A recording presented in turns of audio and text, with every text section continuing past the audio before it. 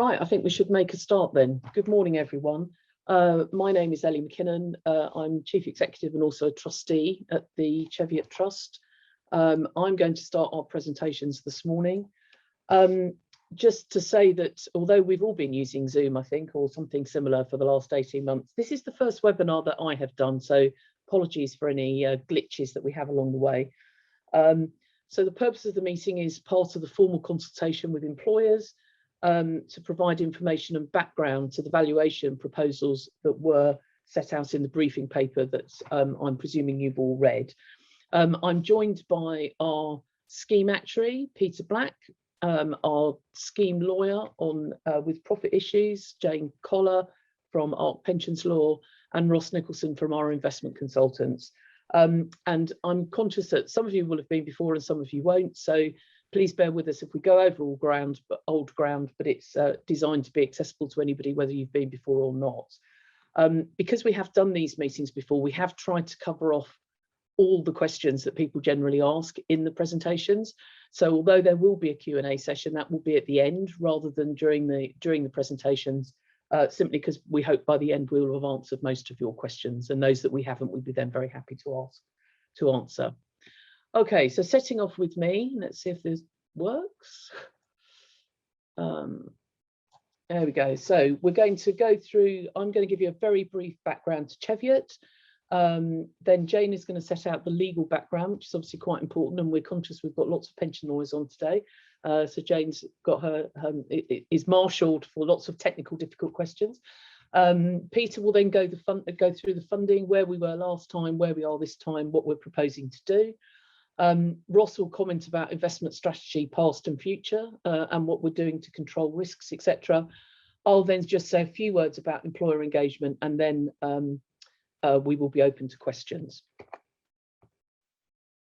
So just an overview of Cheviot, and this is really just to give you some comfort that the people looking after this for you have a reasonable amount of skill and diligence and understanding of the issues. So this is a kind of overview of Cheviot's structure, but the two bits that we're focusing on today are the orange ones. So how the Cheviot Trustee Board works and how it's managed and how it's governed. And then we're obviously focusing on the with profits legacy benefits for the purposes of this discussion. So the trustee structure, we have an independent chair, Sir Derek Morris, who is in attendance this morning. We have 4 employer representatives, and those are obviously important, particularly for you as employers, to know that there are employers on the board who've got a stake in this scheme too, and therefore, you know, your interests are represented. We have 4 member representatives, and we have 1 other co-opted director, which is me, making a total board of 10. This board only comes together for these meetings, so it's no specific allegiances really, and everything is looked at generally from an objective perspective. We have a wide range of skills, from HR to investment experts to economists. So Derek is an economist by background and has also been a regulator in the past, so he's got a good understanding of the structure in which we work. 4 are professional trustees, and we have 5 members of the Association of Pension Lawyers.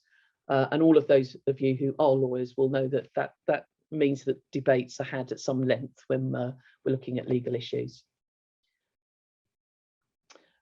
Just a quick recap on our advisors. I'm not going to go through this, but just so you can see who they are. We did put our legal work out to tender last year, and ARC Pensions, who were already advising us on investment, have now been appointed to advise us on the with profit section. They have no conflicts at all in respect of this, which is helpful. Pinson Masons are now our general lawyers. So our governance cycle, we have a detailed governance policy, 4 full board meetings, monthly conference calls in the intervening period, formal delegation and quite wide delegation to 6 committees.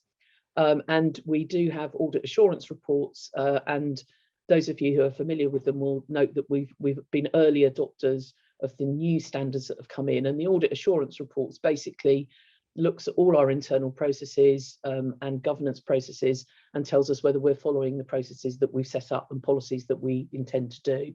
It's a very important part of our master trust authorisation. And the master trust authorisation helps you as employers because we have to meet the requirements for the DC. section, and because we run as one board, that means basically that the whole trustee board across all the different schemes has to be run at that level. So from your perspective, what does the regulator look at as an authorised trust, authorised master trust? It looks at your governance, it looks at your systems and processing at a very granular level, down to cyber security and how we get that tested, etc. It looks whether they think we've got the right experience and diversity of trustees. And they also look at the effectiveness of our communications to both members and employers. They review how we look at that. So they're all reviewed by the pensions regulator as an authorised master trust, and that, as I said, covers all aspects of Cheviot. So just a very brief word on Cheviot's history. Been around a long time, 1930. Pure DC options, the more normal DC options, were introduced in 2000, and the with profits was closed to new money in 2002. It was governed as a defined contribution scheme until it was reclassified by primary legislation as cash balance, which came into effect in 2014. And Jane will talk to you much more about that. It's always been run as a mutual, so the assets and liabilities are pooled. And I'll leave that last bit because Jane will come on to that. Just a very quick word about the benefit structure. So for members, before their normal retirement date under the scheme, they get 3 to 5% per annum guaranteed interest. In times gone past, they also used to get a discretionary bonus paid on top of that. We haven't paid any discretionary bonuses because of the funding of the scheme and because of uncertainty about its structure since 2001. Members used to be able to exchange their fund into a pension at retirement, but we haven't allowed them to do that since 2005 because we didn't want to run the mortality risk. There's a variety of pension increases, but many have not had an increase since 2001 because they're only increases on discretionary bonuses, and we haven't paid any. And I think that's about half, maybe half of the pensioners. And then we've been reclassified, as I've already mentioned, and are now subject to scheme-specific funding regimes, which I will leave Jane to illuminate you on further. So that was my very quick skip through Cheviot. I'm now going to pass over to Jane, who's going to give you the legal background. Thanks, Ellie. Sorry, just trying to get control of the screen. Hopefully this will work. So my job today, as Ellie has said, is to set the legal framework. Some of you will have heard a talk very like this before. Others will be new to this. And I've gone for a relatively high level approach to the legal requirements, so it's accessible to all. But as Ellie said, if there are questions at the end, then please do put them in through the Q&A so I can answer them. So what am I going to talk about? Well, the starting position is the historic contribution position in respect of employers. A little bit more about how that change in legislation affected the with profit section, how the employer contribution rule was introduced and the sorts of contributions that can be called for under it, the statutory requirements concerning employer debt, nattily known as Section 75, which will be very familiar to the pension lawyers on this call, as well as discharges, and a little bit about the allocation of deficits, plus finally a roundup about the strategy of the trustees in terms of getting this with profit section to full buyout. So essentially, as Ellie's already said, this was a non-segregated scheme with non-associated employers. So lots of law firms effectively signed up to their members into this arrangement to earn benefits historically over decades. Assets and liabilities commingled. And up until 2014, everyone thought it was a defined contribution arrangement. If you have a defined contribution arrangement, you don't need to worry about deficit, so you don't need a deficit repair rule. And the only contributions due are those payable by the employer and the member when they are members of the scheme and earning benefits. And as Ellie has already said, the with profit section closed to new contributions in 2002 and is essentially a legacy arrangement since then. So that's what everybody thought. However, that isn't actually what the with profit section actually is in law. So the pension lawyers on the call will know, but for those who aren't, there was a lot of case law around what is a money purchase benefit and what is a money purchase scheme in the 2000s, with 2 lines of authority as to what that actually meant. What is that benefit? In the end, the government changed the legislation so that it became absolutely clear what a money purchase or defined contribution benefit is. And that is a benefit which is the contributions paid plus the investment return achieved in the markets less the costs of doing so. The with profit section doesn't match that definition, and the reason why is the guaranteed rate of return between 3 and 5% that Ellie has mentioned. Because the investments may not always achieve that rate of return, there is a risk of deficit that makes this scheme a cash balance scheme, which is treated as defined benefit, not defined contribution, rather than a defined contribution arrangement. So when the legislation changed to change the definition of a money purchase benefiting, that's when this scheme became classified as a defined benefit arrangement and subject to all the laws that go with that. That includes needing valuations, and therefore Peter's role of valuing the scheme every year. It means the obligation to pay deficit contributions if they are needed and the scheme is underfunded. It means when employers trigger to leave the with profit section under statute, for those who are subject to statutory provisions, a lump sum contribution is payable into the scheme, calculated using the insurance buyout basis. But when you look at this scheme, not all employers who have liabilities in this arrangement are subject to the statutory provisions.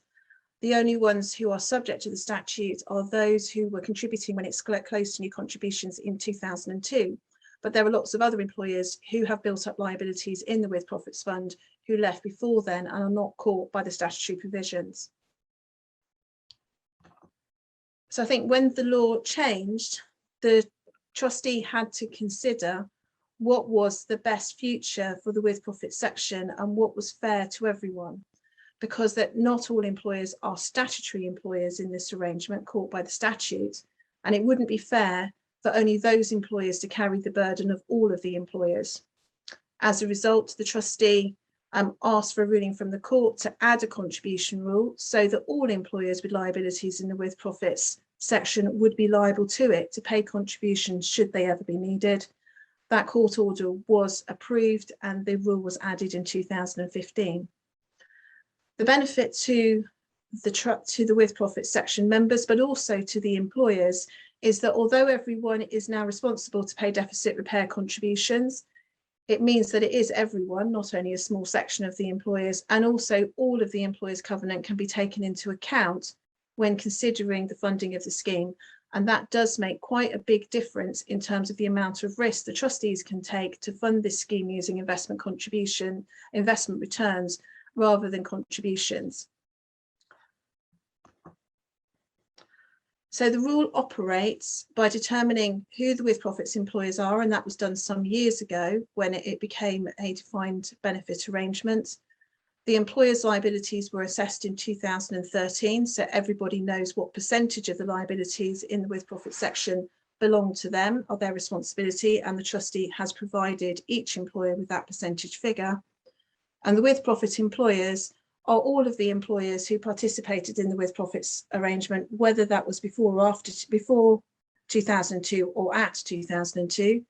It includes those employers who have changed legal structure, so those who've gone from partnerships to LLPs or limited companies, and also employers who have contractually undertaken the liabilities of other employers on merger. And there is good reason why an employer would want to do that if a merger is contemplated. So moving on to the contributions themselves, the contributions fall into two categories. They're the ordinary deficit repair contributions, which are payable by everyone should the actuary recommend that contributions are due and payable.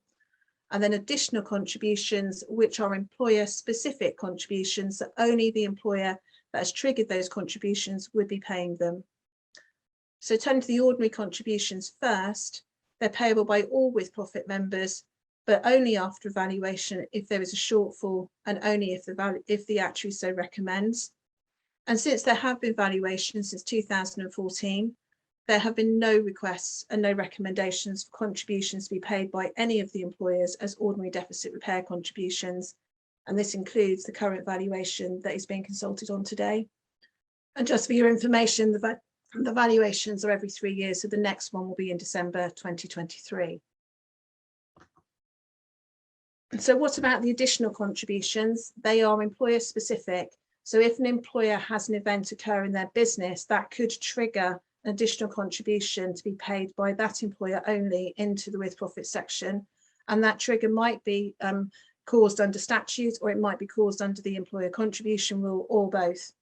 And those sorts of events that can occur that trigger those contributions are insolvency, merger, or some kind of business change or transfer, bulk transfers, and other material changes in circumstances. Now, I think, excuse me a minute, I think the important point to make here is that if an employer triggers an additional contribution, that doesn't automatically discharge that employer from the with profit section, the Cheviot Trust. Whether it would, if for those who are subject to the statutory provisions, which are only a few employers, it would discharge them from the statutory obligations, but it would not discharge them from their obligations under the employer contribution rule, and that applies to everyone. So the mere fact that a contribution has been triggered and it has been paid does not equal no more liability to the with profit section.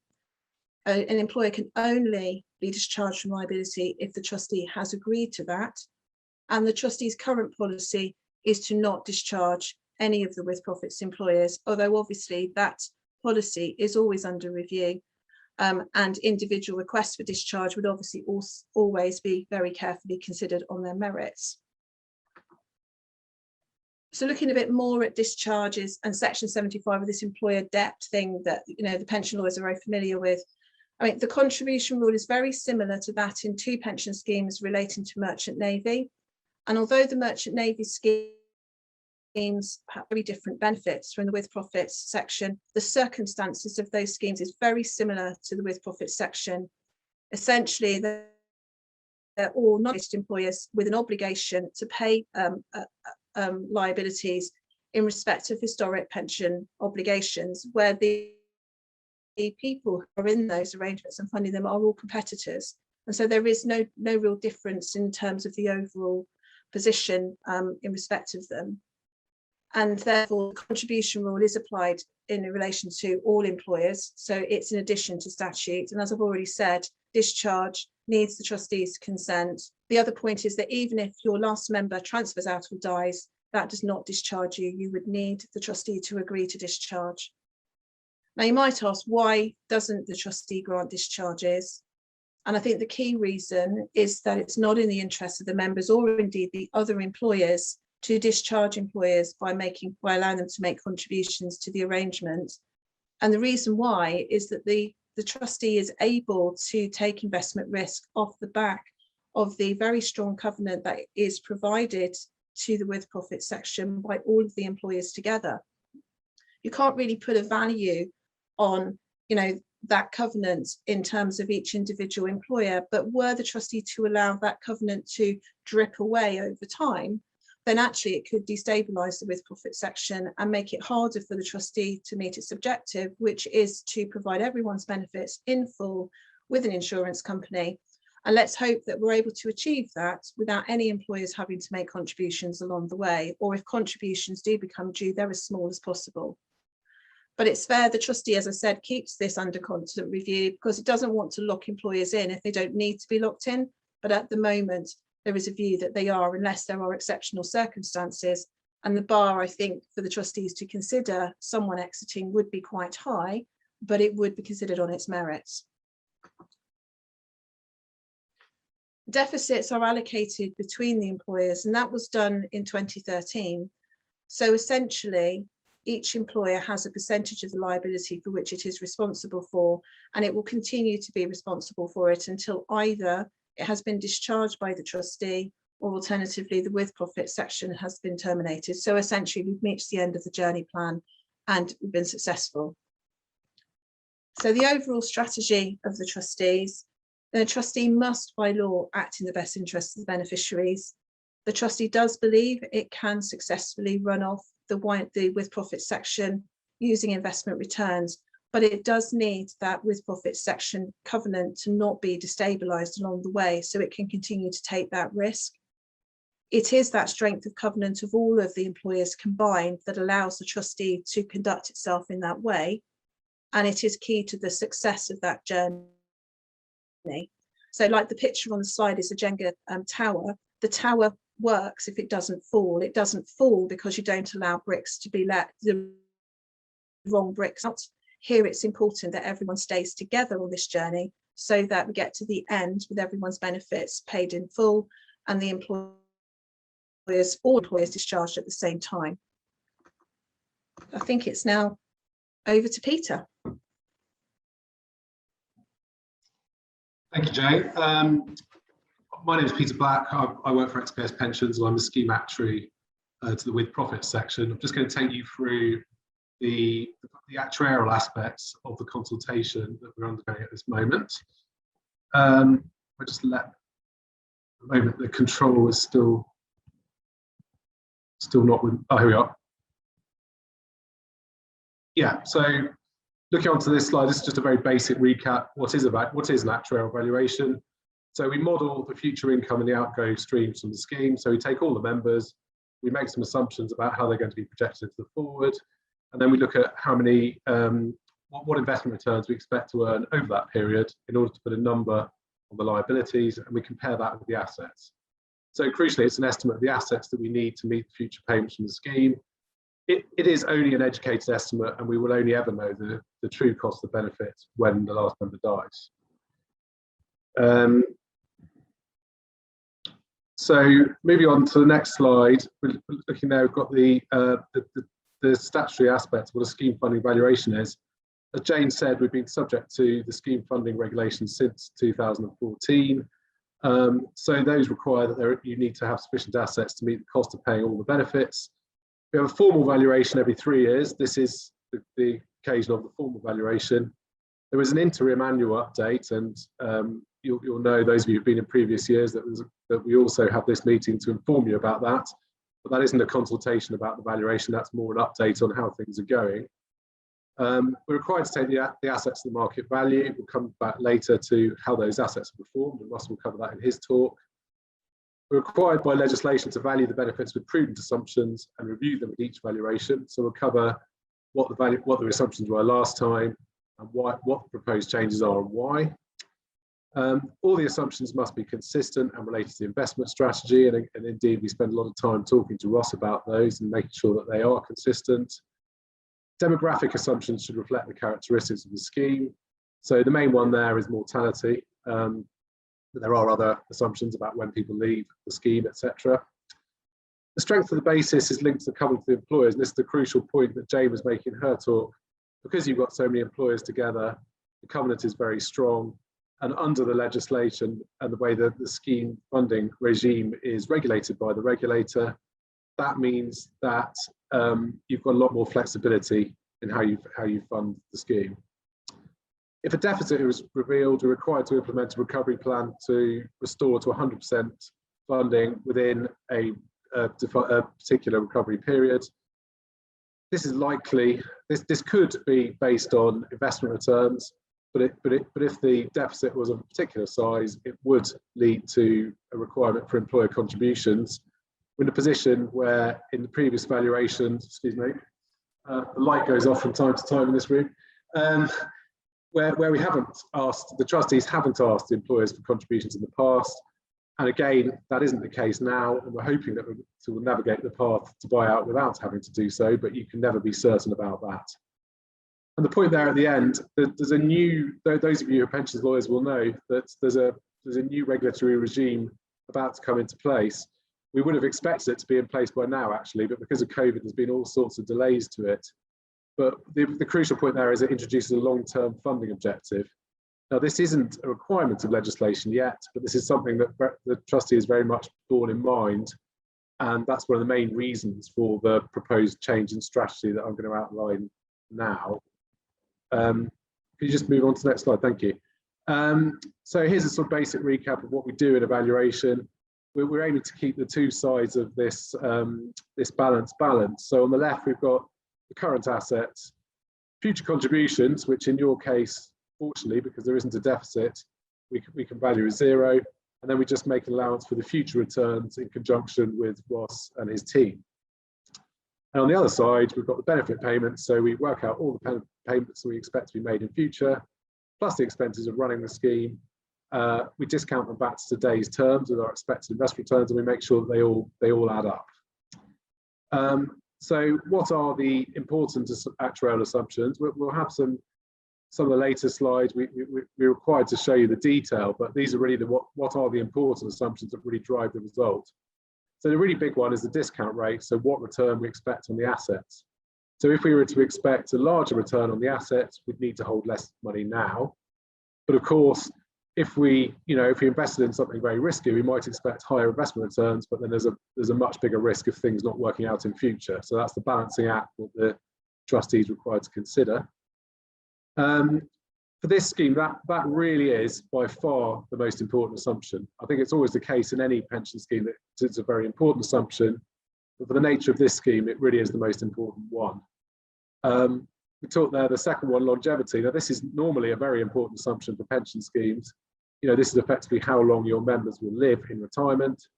But as Ellie said at the beginning in her talk, for members who are not pensioners now, they're required to take their benefits at retirement. So there is no longevity risk. It's only for those pensioners who were allowed to buy their pension in the scheme before 2005. So by the nature of those members, they are very old. So the longevity risk is actually pretty low. It only affects around a quarter of the benefits, and those members are on average, much older than the average pension scheme members. So that isn't anywhere near as important as assumption as you might expect for an average scheme.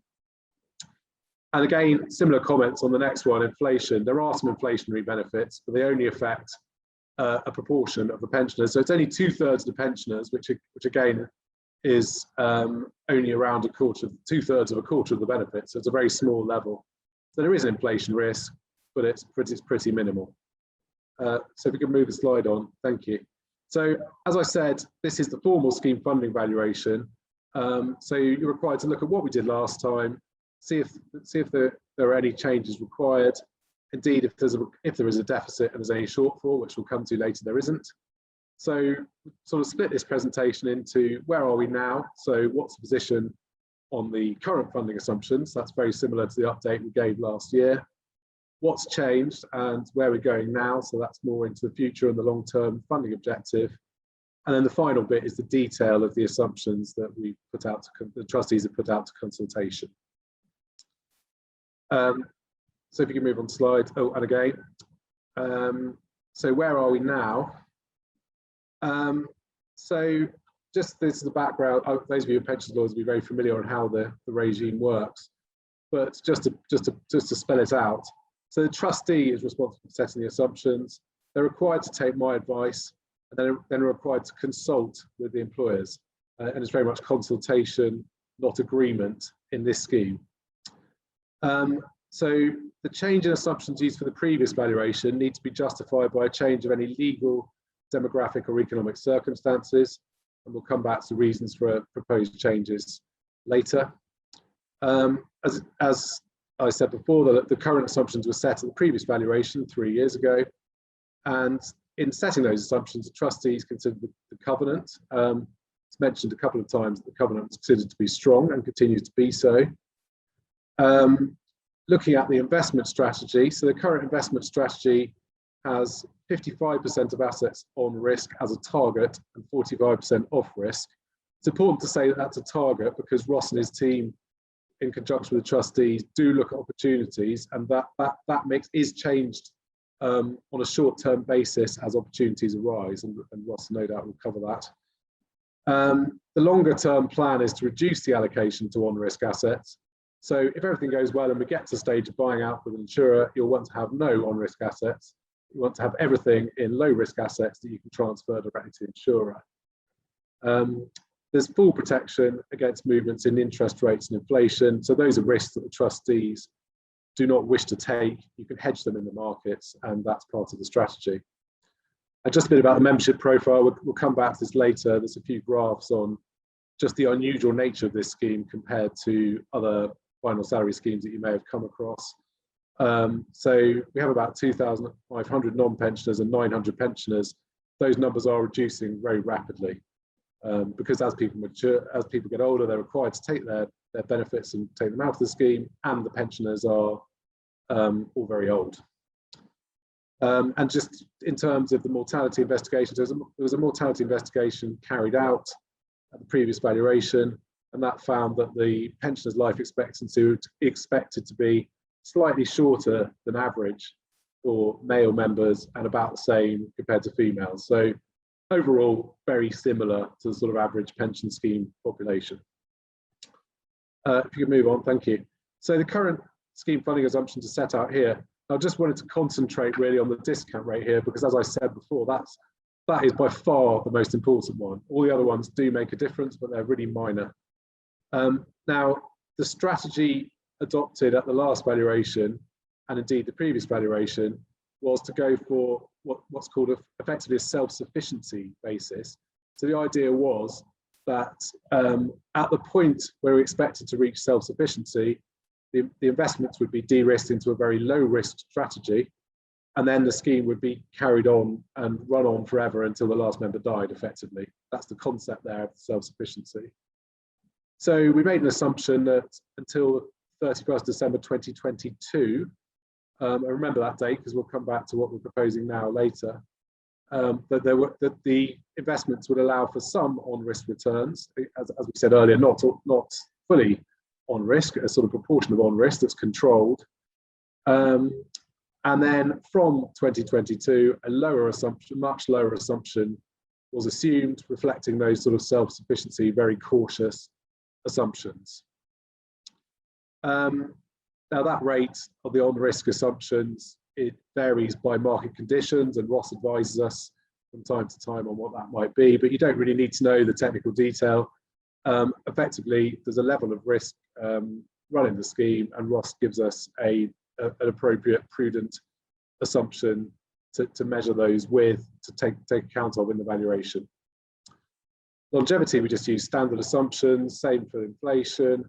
The only other reasonably material one there is the expenses. So at that point, we assume that the expenses will only continue until December 2022. And there was a change in how that's going to be allowed for in the new proposal. Again, the other demographic assumptions of the spouse's assumption, that there's an assumption in there, that's all just an industry standard assumption. And crucially, there's no allowance for bonuses in the expected future bonuses in the valuation. Though, of course, this is always under review, it's not impossible. And we're required by the rules to look at this every single year. So if you can move on. So where were we? So at the last valuation, there was a small surplus, £2.2 million, funding level of 102%. That had declined at 31st December 2018 to 97%. So there was a deficit there. If there had been a valuation at that date, there would have been a deficit. I think that sort of level is probably not the sort of level where we'd be asking, trustees would be asking for contributions, but still not ideal. But that had improved to a small surplus of 1.6 million in 19. And at the end of 2020, we were 100% funded with a small surplus of around 0.4 million.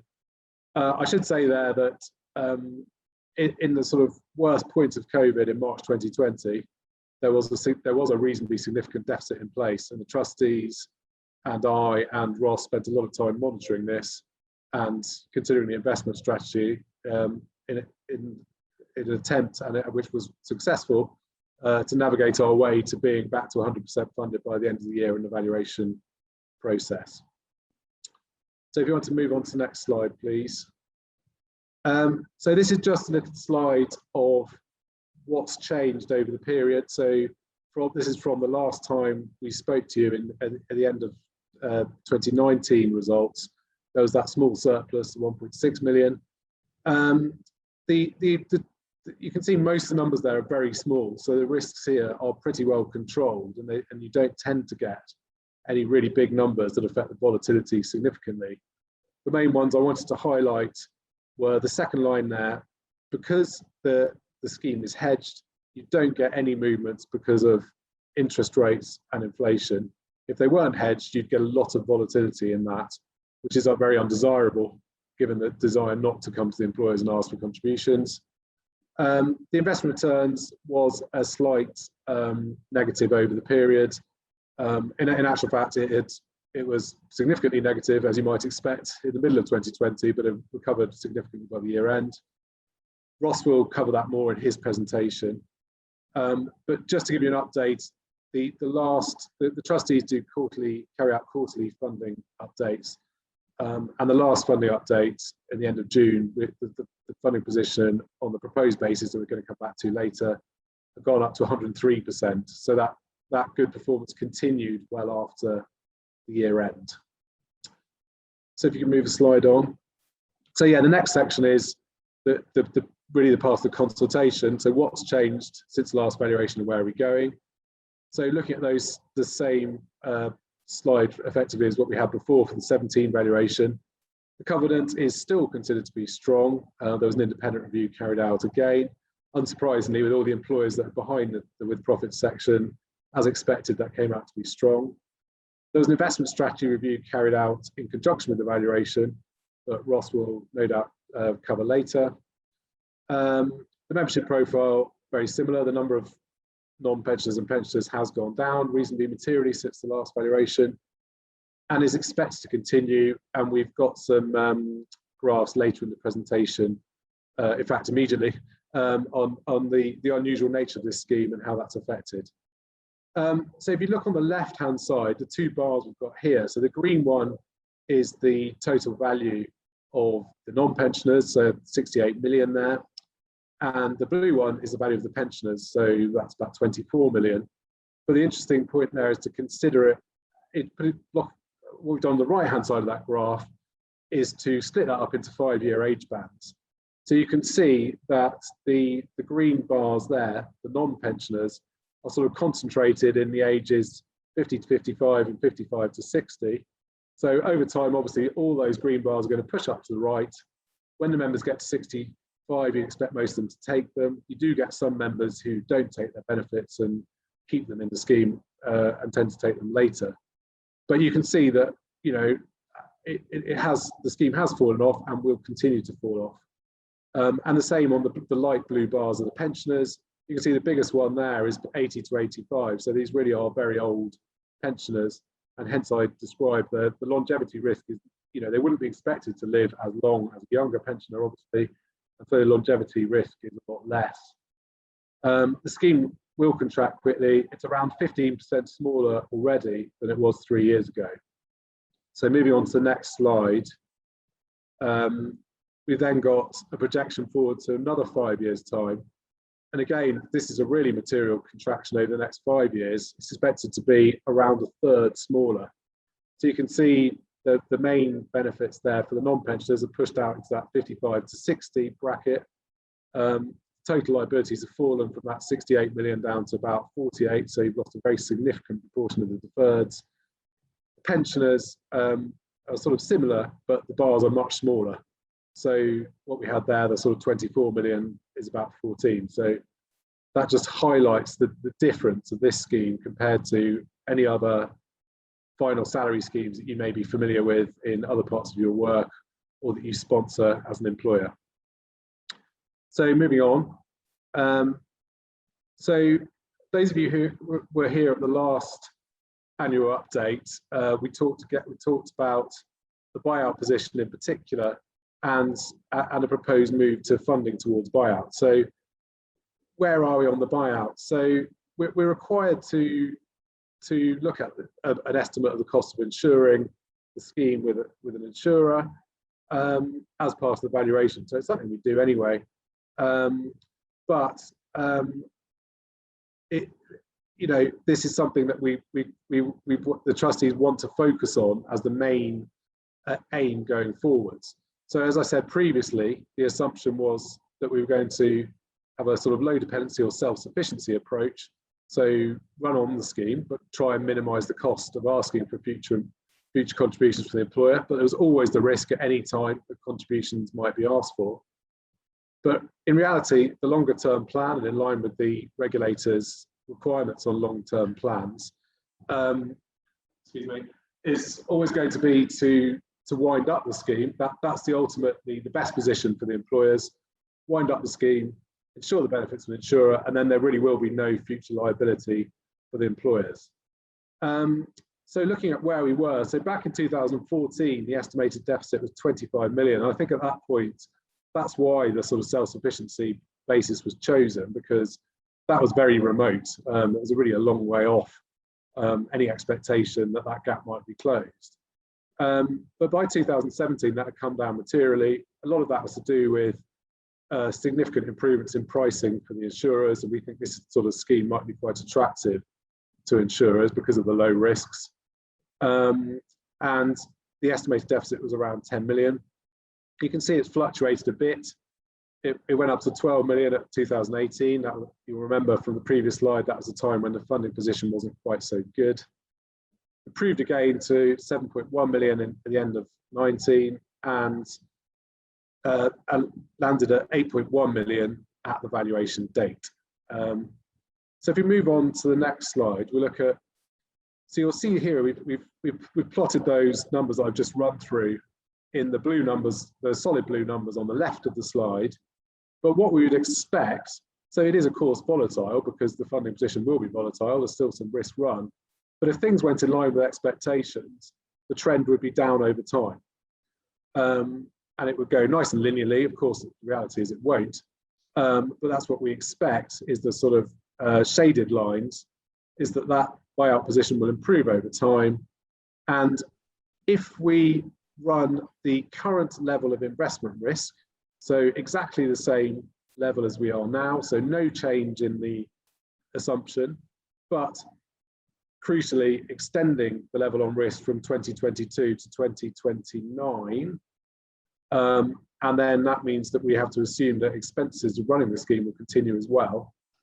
Then we expect to, by the end of 2029, there would be no buyout deficit, and the plan would, at that point, would be to secure the benefits with the insurer. Of course, the reality is I'm sure it won't go that smoothly, but that's the long-term plan. And at the point where the deficit became a lot smaller, I suspect the trustees would instigate sort of more of a close monitoring position, so that they're on top of what the best timing is to go to market to take the best opportunity of pricing out there.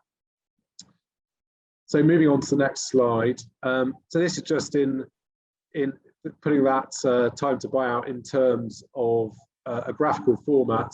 So you can see the red line is the assets. So the red line is expected to hit the liabilities in 2029 and be fully funded. But I think the reason why I've included this as a graphical form is it really does highlight the fall off, the very significant decrease in liabilities over time. The scheme will actually be relatively small by then, much smaller than it is now. And I think this is a crucial point here in the keeping on risk at this time, that the assets are much bigger now. So any good investment returns now have much bigger effect than they would in 7 or 8 years' time. Sort of take away from that slide. If you can move on to the next slide, please. So this is just the formal proposals and the proposals that the trustees, based on my advice, are consulting with you at this time. So the very important one is the first box. So change the long-term target from the old low dependency self-sufficiency target to buy out in 2029. That allows the current investment return to be taken and is quite neatly 3 valuation cycles. So that's the sort of timescale we roughly expect.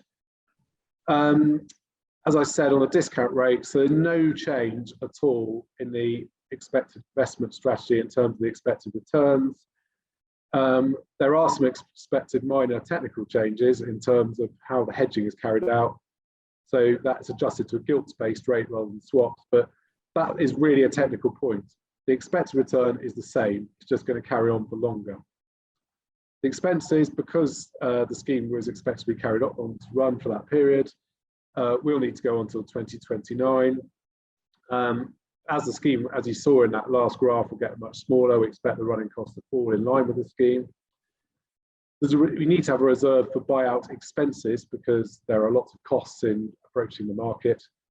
And we don't want, when we do go to approaching the market, we want to make sure that there are enough assets to meet all of those and no requirements to come to the employers at that stage. The inflation and mortality assumptions there, those are, as I said, really minor assumptions. And all we've done is update those in line with industry standard practice to the latest information available. So nothing to say materially there. And then just in summary on the next slide, and here are the results on the proposed basis.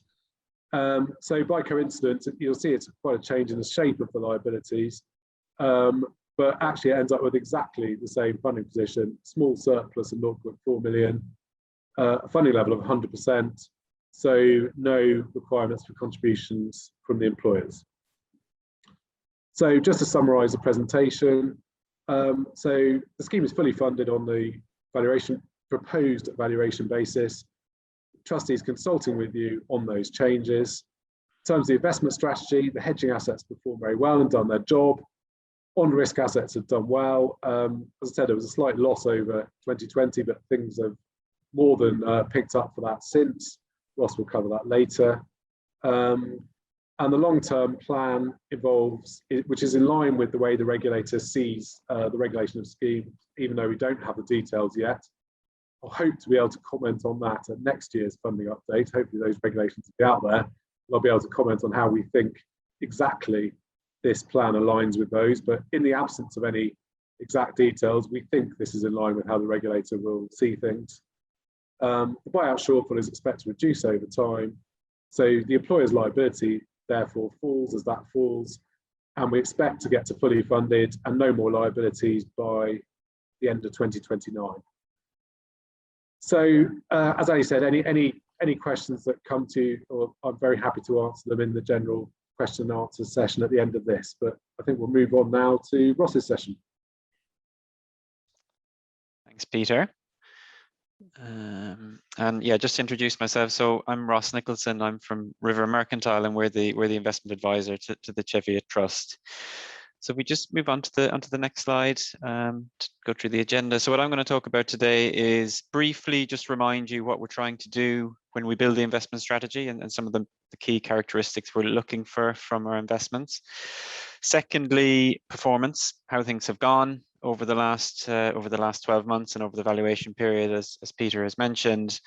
And we'll then talk about our views looking forward from here and how we're currently positioned.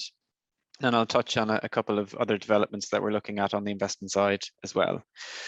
But if we start on the next slide with what we're trying to do with the investment strategy, we'll just go on one more. And I think this picture at the bottom here really spells it out. Ultimately, what we're trying to do is close that deficit to buyout by earning return, but earning that return in as smooth a way as possible, because we don't want big surprises along the way and having to come back, and perhaps ask for contributions. And that is a challenging tightrope to balance. So if we look at the chart here, ideally we would go along that straight line, and if markets behaved themselves, we could follow that line. But as we know, there is volatility out there. And if you left the strategy unmanaged, you would have a line that looks more like that dark blue line.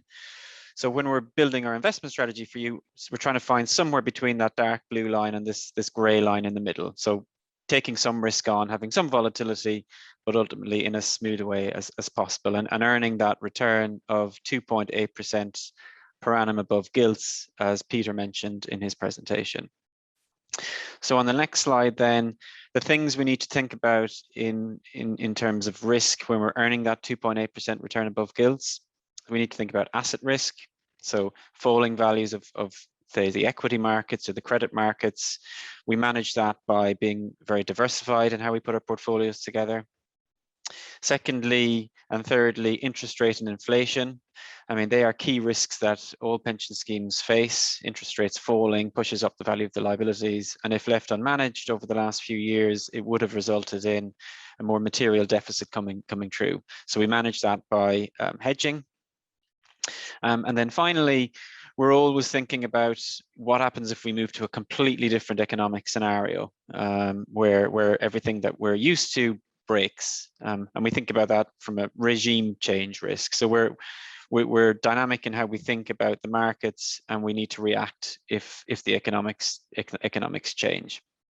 So then on the next slide, how we deal with those risks and earn that return, we put our strategy together in terms of these components. So we have our growth allocation, which we call the investment fund, which has a central position of 55% of the overall assets. But as Peter mentioned, over the last 12 months or so, we actually took a decision to put a little bit more into that investment fund, move it up to 65, which has been the right decision, as I'll come on to, because markets have been quite positive since we made that move in the middle of last year. That investment fund is invested in a very diversified way. So we don't have all of our eggs in one basket. We invest across equities, across bonds, and across some alternative assets to give you that smoother journey. And we're not overly reliant on markets to earn that return. We also manage it in a very dynamic way. So it's not a set and forget strategy. Over the course of the last 12 months, markets were incredibly volatile, as I'm sure you're all aware. And that meant we were looking at this portfolio on a much more frequent basis, taking decisions to, de-risk, take money out of equity markets through the COVID crisis in Q1 last year, but then put it back into the markets as they recovered from kind of April onwards. And that part of our strategy is quite important in managing down that risk and that volatility and giving it a more stable journey. All of the assets are invested on the Mobius, or they're primarily invested on the Mobius platform, which gives us more ease of flexibility in terms of moving between the markets as we have a change in view. And we do hold a mixture of kind of active and passive mandates to find a balance between cost management and earning return. So that's the investment fund, and that's the main engine of return generation to get us to that overall 2.8% target. The second part of the strategy then is the matching fund and the credit fund, of which we have 35% of the assets in today. And that's the part that manages down our interest rate and inflation risk through our LDI strategies. And we also hold an allocation to some credit mandates to just earn a little bit of return in that part of the portfolio as well. So it's very well diversified, it's very dynamic in how it's managed, and we're trying to lock down those key risks that I mentioned on the previous slide. So if we move on to the next section then, and we just got one more, in terms of performance and what's been going on in markets, particularly over the last 12 months. So what we show here is an overview of how all of the various investment markets have done over the month to the end of June, the quarter to the end of June, and the 12 months. And the 12 months really is the most important line here. That's the darkest of the three green lines. And if you look on the left-hand side of the charts, that's mainly the equity markets.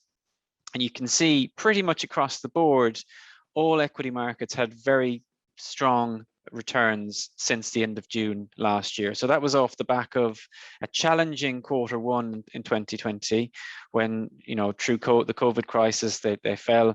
They have rebounded significantly since June, and they're well ahead even of where they were in the market pre-COVID. So global equity markets, the top left there, up nearly 25%, led very much by the US, which was up almost 30%, but across the board, it was quite positive. The other key metrics, I think, on this slide are the bottom left, the gilt markets, because they link to how your liabilities are valued. So the other helpful thing we saw over the last 12 months was interest rates were trending upwards, which meant that the value of your liabilities were coming down. And we do hedge that risk away, so we didn't have as much of a benefit as we would, but it just shows the volatility that we can see in those markets. So in the context of that strong investment market background, on the next slide then we show you how the with profit sections numbers come out. And in a nutshell, it's been a very positive period. So what we show here is three sets of bars. The top left is that investment fund, that growth portfolio that's earning return. We have our credit mandate on the top right, which is within our are safer or more matching aspect. And then the bottom left is really the key number. That's the bit that brings it all together, including the hedge, and it compares how we've done relative to the liabilities. The top left chart there, you can see across the board, it's been quite positive, very much driven by the numbers over the last year. As we would expect, you know, when equity markets and credit markets are doing quite well, that fund has earned nearly 10% return, which is, you know, nearly 6% ahead of what we expected to achieve. If you look at the bars underneath those, then if you look at the total fund, including hedge, that flows straight through to, over the year, the 1 year numbers, significant outperformance relative to how the liabilities have performed. And that's a big reason for why we've seen funding improve since the lows of COVID in March last year. Similar picture over the 3 years and the 5 years. And when Peter did his slides a few minutes ago, he mentioned that there was a slight gap from the investment returns relative to the funding objectives to the end of December. These numbers are to the end of June. And if you look at the 3 year numbers to the end of June, you'll see that we're now actually ahead of what was expected in the liability side. So that, you know, that gap that we saw at the valuation date has now come through as a positive, and that will have flowed through to those improvements in funding since the end of December. So it's all quite positive, and we've delivered returns in line with what we've needed from a funding perspective, despite quite volatile period in markets. So if we move on to the next slide, we'll talk about what drove that performance over the last year in particular. I mean, not unsurprisingly, the main contributors for that outperformance in the growth side of the portfolio was equity markets.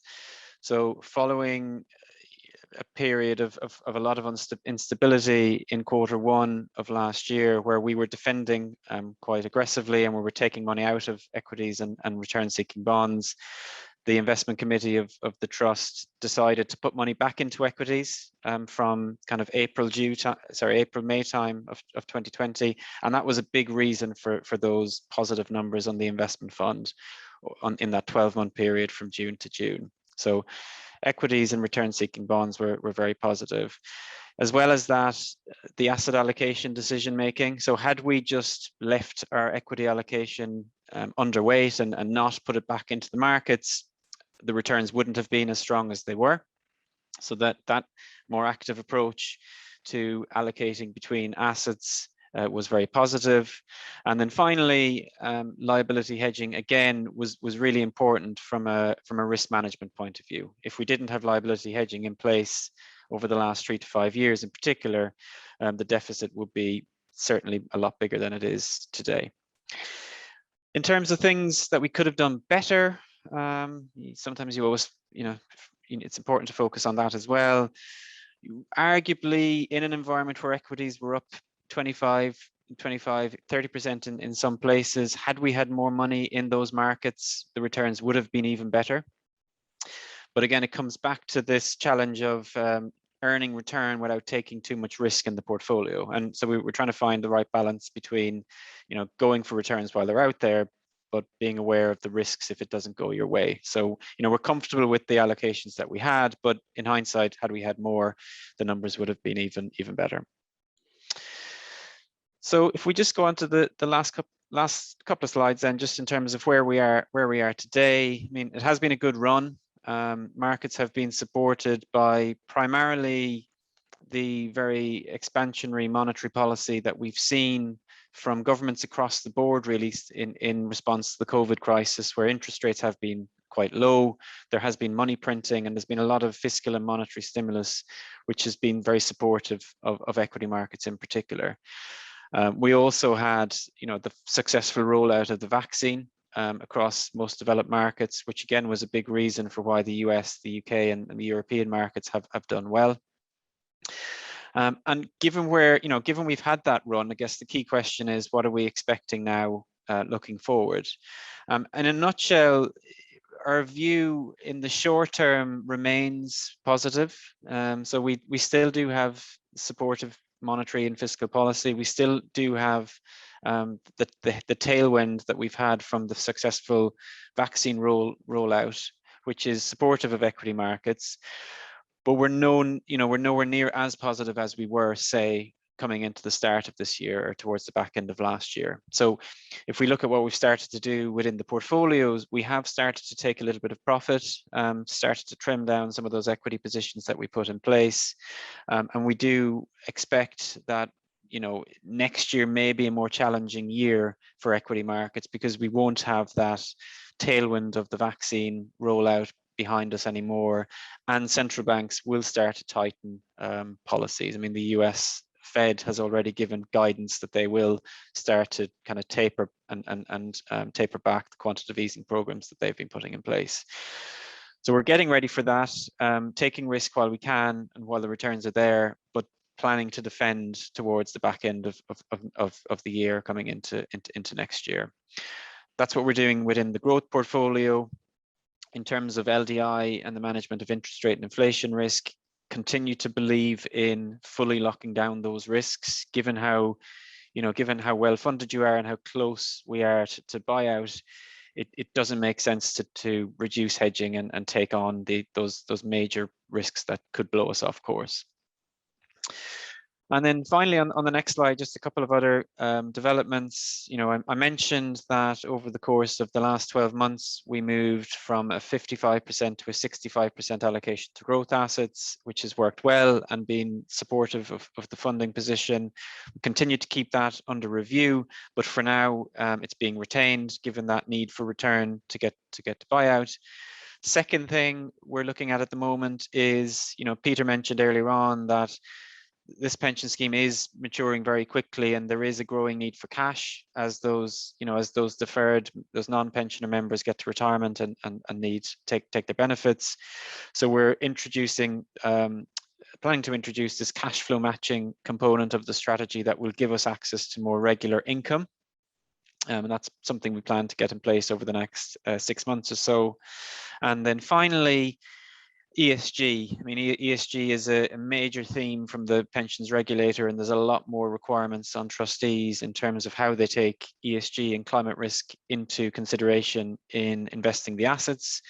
Something that we've been doing now for quite some time, and we continue to take it into account when we invest to earn return, because we do believe that it is value additive. We're doing it because if we don't, it will introduce some risks, and we see some value add in integrating it. And there's a particular focus on climate at the moment. So as a committee, we have quite a lot of meetings at the moment, working out how we take climate risk into consideration in building the investment strategy. So just to wrap up then on the final slide, continues to work very well. We're very pleased that returns have been very positive over the last 12 months in particular. As Peter mentioned, we were fully funded as at the valuation date at the end of December, and things have improved further since then to the end of June, which is positive. We are mindful that there are risks on the horizon, and our more dynamic approach to managing the investment strategy through those gives us the ability to reallocate risk as required, and that's something we'll be planning to do, I suspect, towards the back end of the year. But with that, I will wrap up and pass it back to Ellie. Thank you very much, Ross, for that, and thank you all three of you for really good presentations. Okay, so I'm just going to say a few words to wrap up, if I have control. Oh, yeah. Have I skipped a slide? Will somebody tell me? No. Okay, fine. Was on then, thank you. So as will have been evident, I think, throughout this, the key challenge for the trustees is to balance the competing priorities of complying with their duties and making sure that members get their benefits, and having a consideration for employers' objectives that they continue to grow and invest in their business, and basically don't have to pay contributions to this. This is a bit more broadly worded here, but we know that these obligations are unexpected. They're unexpected for us too, and so we need to balance those two, and we're doing our very best to do that in a way that means we can get to a point where we can buy out the liabilities, discharge everyone without anybody actually having to make any contributions. Next slide, please. So in terms of our engagement, quarterly funding updates are available online. They haven't been available this year just because of the valuation. So those numbers that Peter commented on were on the basis of these updated assumptions. And once that has been agreed, we will then go back to posting them online. Fixed percentage for each employer, and the update does also show you the FRS 102 numbers, which many of you will be tracking for accounting purposes. Covenant information, it's helpful for us if you're asked for information if you provide it, because it supports our covenant assessment. And just a reminder from what Jane said about if you have a change in structure, you do need to talk to us. Should be relatively easy, but it really should be done before you make that corporate change. Next slide, please. So where we are on the valuation timetable, we had the valuation at 31st of December 2020. We're in the consultation now, and the orange box sets out what we're trying to agree with everyone today, the long-term targets, the level of investment risk we're proposing to take, and an explanation of why we're changing that long-term target by looking at the progression of the membership, both to date and as we see that happening in the future. Assuming the assumptions get agreed and we don't have anybody who raises something that we haven't thought of, then once this meeting and this week is over, we will then issue the revised statement of investment principles, which will just reflect the changes in the valuation basis. It won't be doing anything else material. We have to sign the valuation by the 31st of March. It would be nice to get it done much sooner than that if we can.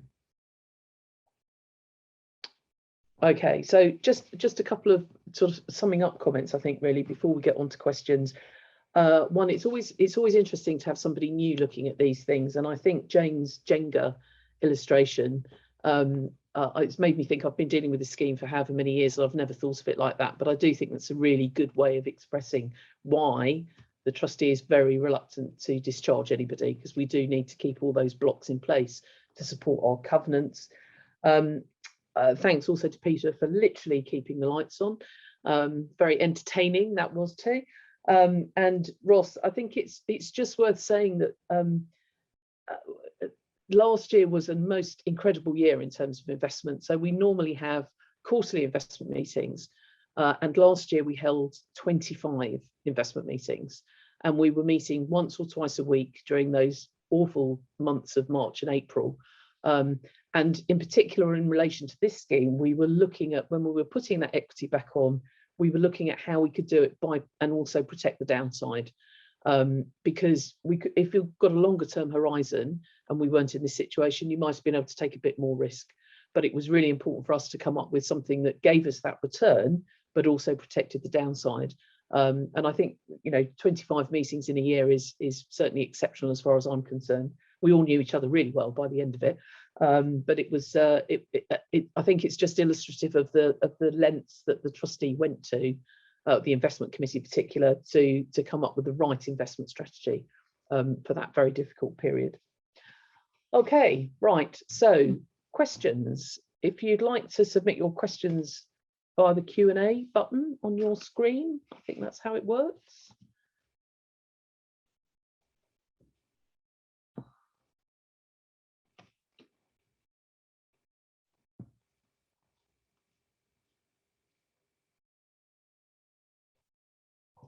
Give everyone just a minute in case somebody's frantically typing.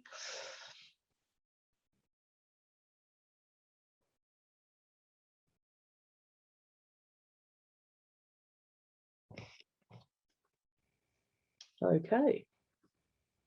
Have we really answered all your questions? Well, that's a job well done if we have.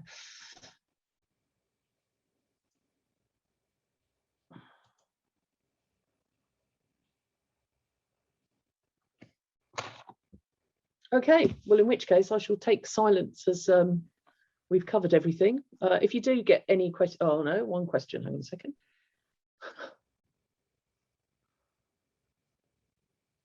Okay, that's one for you, Peter, I think.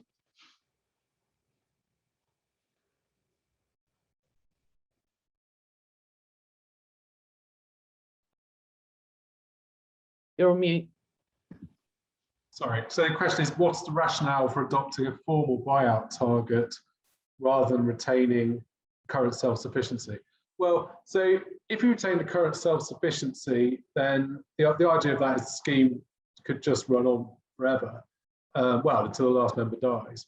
But there's always that risk of funding deficits occurring over that period. There's always the risk of coming to employers and asking for contributions. But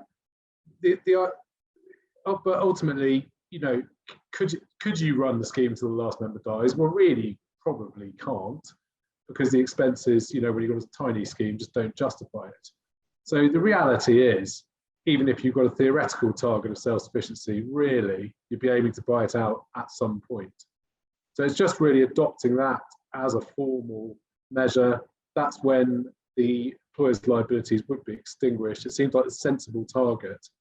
And the regulators, the way the regulator has changed the funding regime, you are expected to have a long-term target.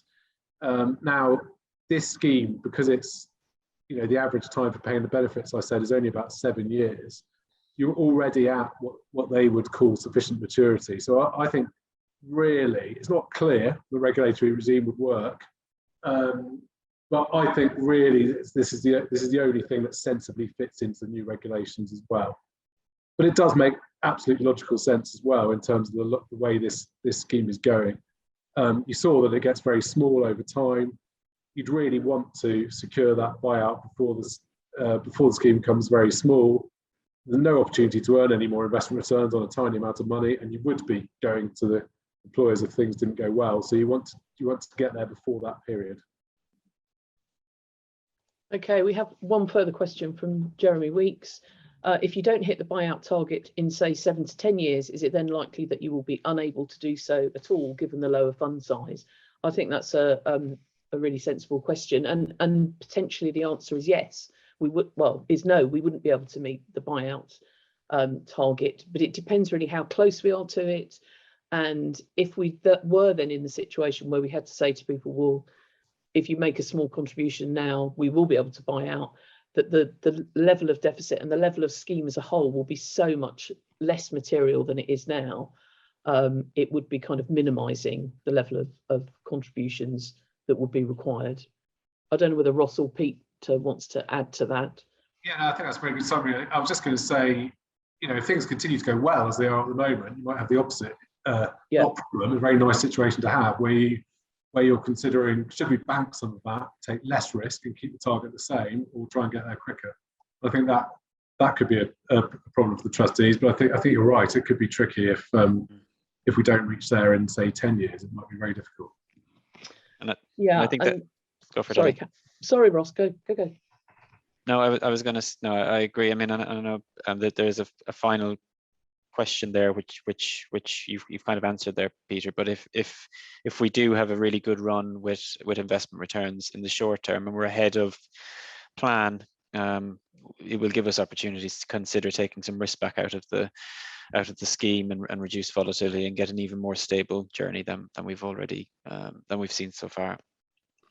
Yeah, and perhaps just worth mentioning that the investment committee, as you can see from last year, can meet as often as it needs to. And certainly if we saw a spike in the funding or a spike in the investment returns, we would call a call very quickly and be able to take action to reduce the on-risk position if we felt that was appropriate. And we have done that for some of our DB schemes where we've seen an opportunity and we've taken money off risk relatively quickly. So I think you can be sure that if there was an opportunity to take off risk, we'd be there. I think it's and the investment committee will be behind us, and we can make changes at 24 hours notice. So being on the investment platform, so it's an easy task to reduce that risk. I hope that answers your question, Elizabeth. Okay, any other questions from anyone?